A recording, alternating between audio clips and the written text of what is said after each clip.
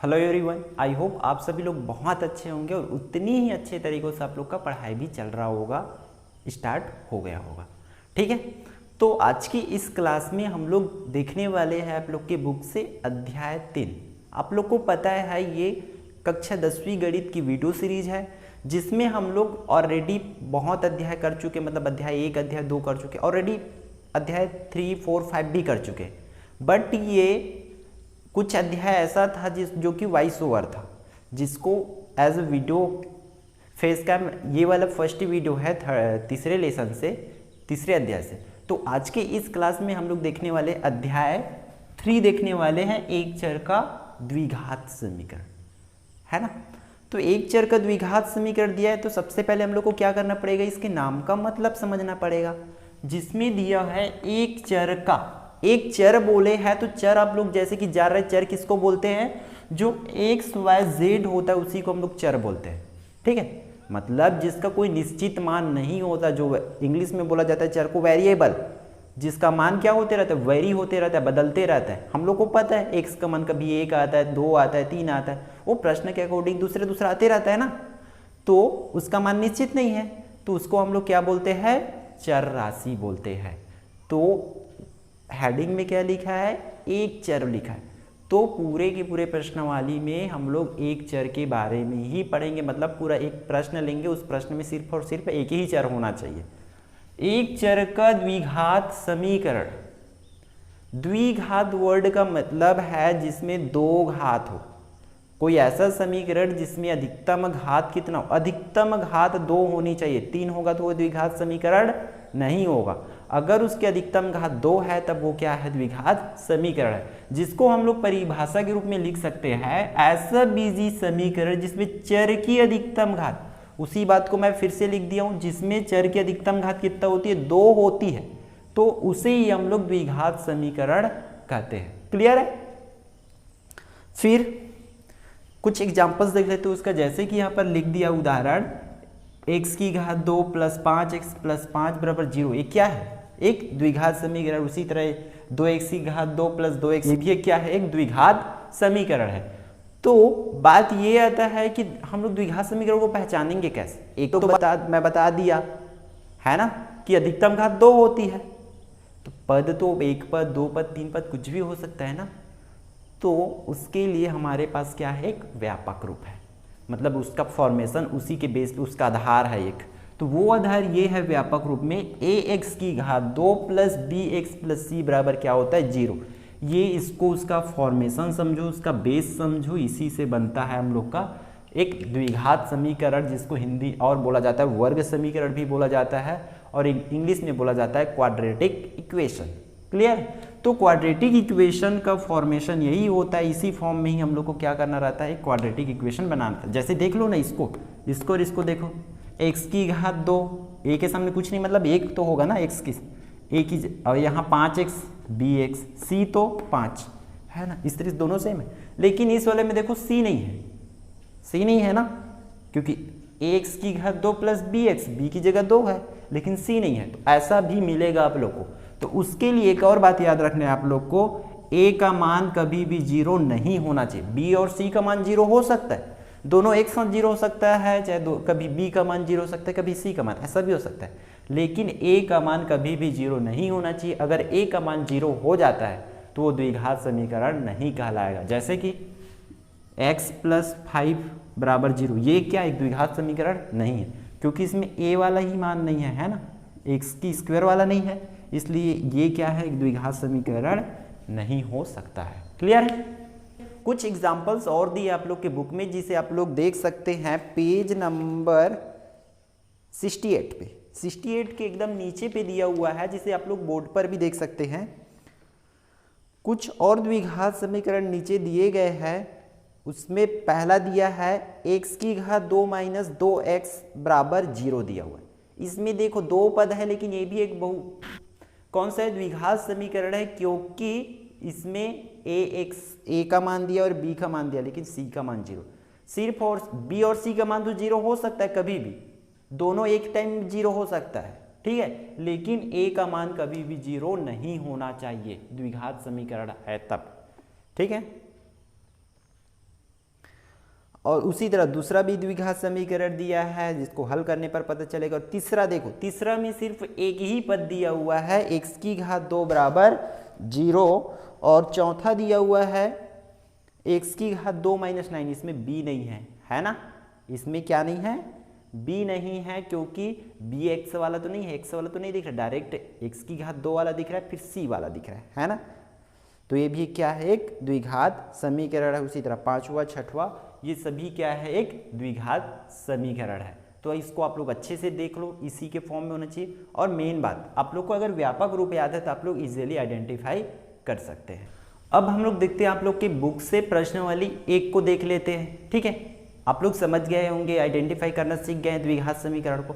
तो प्रश्न वाली एक में भी हम लोग को एक ही प्रश्न दिया है और बोल रहा है निम्नलिखित में से वर्ग समीकरण चुनिए।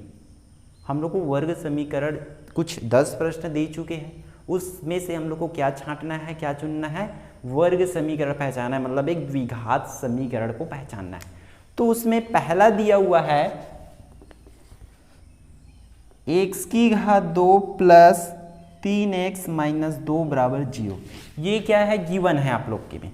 ठीक है, तो आप लोग बताओ तो ये है कि नहीं, ये है, क्योंकि एक जो हम लोग को व्यापक रूप है, व्यापक रूप को एक बार और लिख देता हूँ, ax की घात 2 प्लस bx प्लस c बराबर 0, ये है व्यापक रूप। इसी के आधार पर वो बना हुआ है, देखो ax मतलब x की घात 2 प्लस bx तो 3x माइनस 2 और प्लस c दिया हुआ है। मतलब प्लस माइनस हो सकता है, उसको आप लोग को नहीं देखना, लेकिन ये देखना है वहाँ पर x की घात 2 है कि नहीं, ये मेन चेक करना पड़ता है हम लोग।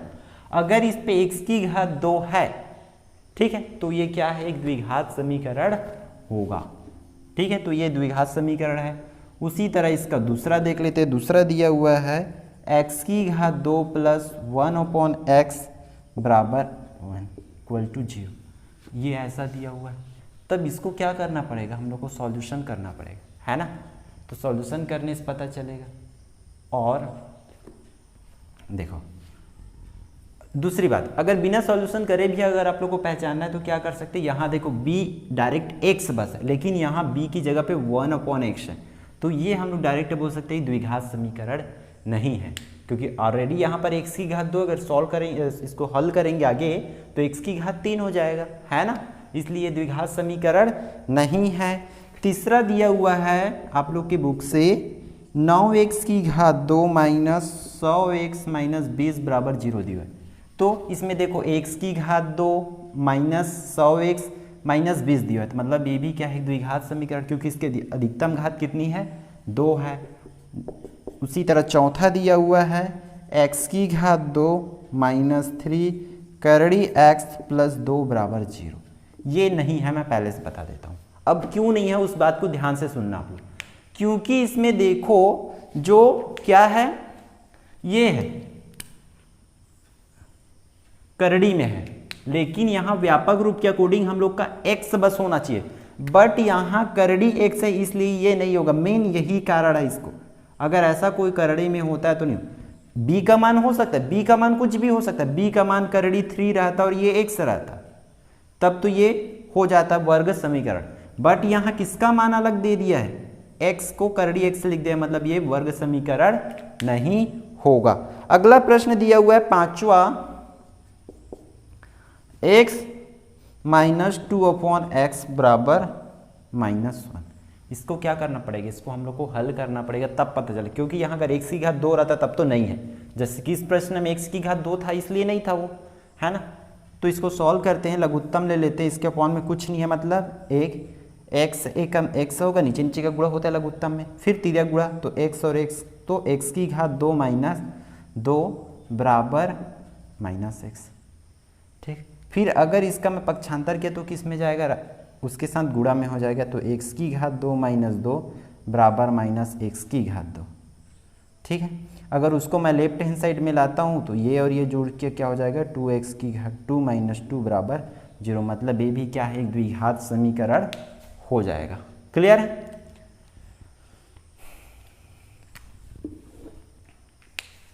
अगला दिया हुआ है छठवा करड़ी 5x² माइनस 3x प्लस 1/2 बराबर 0 दिया। तो ये है कि नहीं, x² है, x है और c है, मतलब ये क्या है, द्विघात समीकरण है। a b c का मान कुछ भी हो सकता है, वो प्लस माइनस में हो, बटा में हो, करड़ी में हो, किसी में भी हो सकता है। ठीक है, अगला देखते हैं 7वें नंबर का क्वेश्चन दिया है x² माइनस 10x बराबर 0 दिया। तो ये भी क्या है, द्विघात समीकरण, क्योंकि इसमें c का मान नहीं दिया, बाकी x² तो है ना। फिर देखते हैं 8वां नंबर का। 8वां नंबर में दिया है x प्लस वाई बराबर 0। इसका द्विवर्ग समीकरण ना होने का 2 कारण है। ठीक है, पहला तो इसमें पहली बात तो ये कि 2 ठो चर यूज हो गया है, या तो x होना था या तो y होना था, है ना। दूसरा इसमें a का मान को ही क्या दे दिया है, 0 दे दिया है, इसलिए क्या है, द्विघात समीकरण नहीं होगा। अगला देखते हैं 9वां नंबर का। 9वें नंबर पे आप लोग की बुक पे दिया है x प्लस 5 बराबर 7। तो ये भी एक द्विघात समीकरण नहीं होगा। क्यों, क्योंकि आप लोग को पता है यहाँ x² वाला ही नहीं है, वही उसी को ही 0 दे दिया है ना, इसलिए ये नहीं होगा। 10वां देखते हैं। 10वां में दिया है x और ब्रैकेट में x माइनस 8 बराबर 0, इतना दिया होगा। इसको भी हल करना पड़ेगा, अंदर गुणा करो, x और x का गुणा होगा तो x² माइनस 8x बराबर 0। तो ये भी क्या है, द्विघात समीकरण होगा। इस तरह से प्रश्न वाली एक में आप लोग को सिर्फ आइडेंटिफाई करना है, जिससे आप लोग का 1 नंबर फिक्स हो जाएगा एग्जाम के लिए। ठीक है, आई होप ये वीडियो आपके लिए यूजफुल रहा होगा। तो यदि आप चैनल पे नए हो तो चैनल को सब्सक्राइब ज़रूर करके रखिए, ताकि आपको इस वीडियो सीरीज़ की पूरी वीडियो आसानी से मिलती रहे, पूरी अपडेट आपको जल्दी से मिलती रहे।